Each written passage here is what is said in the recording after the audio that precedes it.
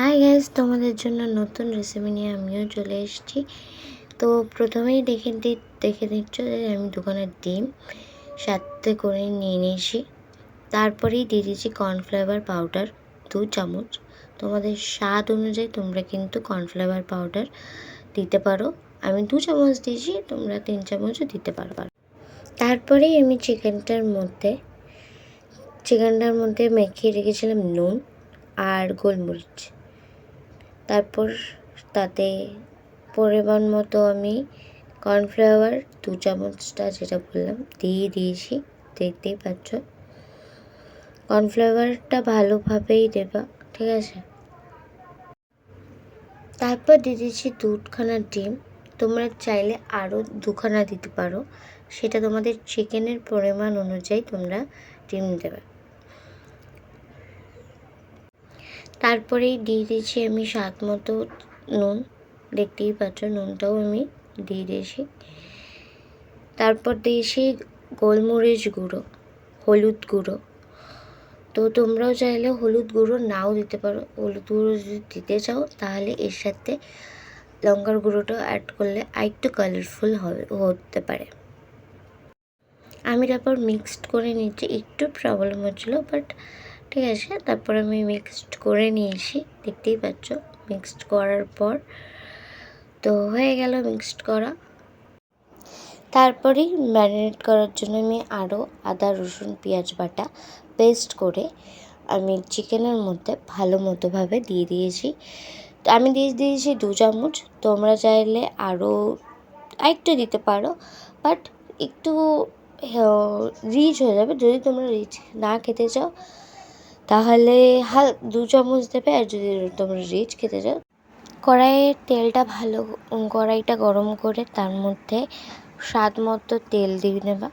আমি একটু বেশিই তেল দিয়েছি যাতে কড়াইতে না লেগে যায় চিকেনের পিসগুলো। তারপর তোমরা চিকেনের পিসগুলো ভালো মতো পুরোটা কভার করে দিয়ে দেওয়া হয়ে গেলে ওটাকে ভালো মতো ফ্রাই করে তারপর নামিয়ে নিতে পারো।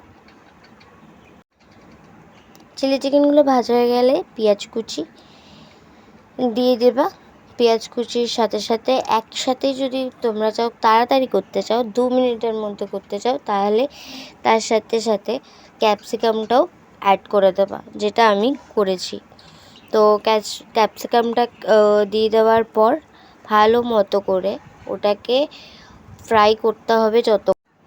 আমি নুনও দিয়ে দিলাম, দেখতেই পাচ্ছ। নুন দেওয়ার পরই আমি পেঁয়াজ বাটা আদা রসুন বাটাটা আবার দিয়ে দিয়েছি যাতে গ্রেভিটা হয়ে যায়।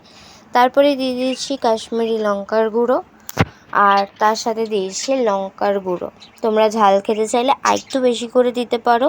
দিয়ে ভালো করে নেড়ে চেড়ে তাতে পরিমাণ মতো জল দেবা, ঠিক আছে। তোমরা পরিমাণ মতো একটু জলটা দিয়ে নেবা। তো জল না দিলে ভালো করে গ্রেভিটা হবে না। তারপরে জলটা ফুটে যাওয়ার মধ্যে তোমরা কিন্তু সস দেবা, যেটা হচ্ছে টমেটো কেচাপ, চিলি সস আর সয়া সসটা ভালো করে ফেটিয়ে দেবা যাতে কোনো রকম প্রবলেম না হয়। তারপরে যেটুকুনি লেগে থাকবে ওই বাটির জলটাও দিয়ে দেবা, ঠিক আছে।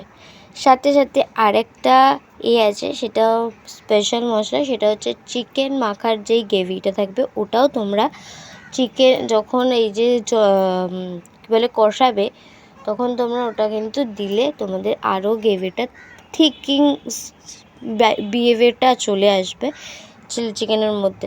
তো থিকিং বিহেভিয়ারের জন্য ওই যেটা চিলি চিকেনের মাখার সময় গ্রেভিটা ছিল সেটা যেন দেওয়া থাকবে। তো ভালো মতো করে চিলি চিকেনের জলটা দিয়ে ভালো করে ফুটিয়ে নিতে হবে। তারপর দিয়ে দিতে হবে চিলি চিকেনের পিসগুলো, মানে চিকেনের পিসগুলো যেগুলো ভেজে তুমি তুলে রেখেছো সেইগুলো কড়াইতে দিয়ে দিতে হবে। তারপরেই পরিবেশন করে নিতে হবে চিলি চিকেন সুন্দর। তোমাদের যদি আমার ভিডিও ভালো লেগে থাকে তাহলে লাইক, কমেন্ট, শেয়ার আর সাবস্ক্রাইব করে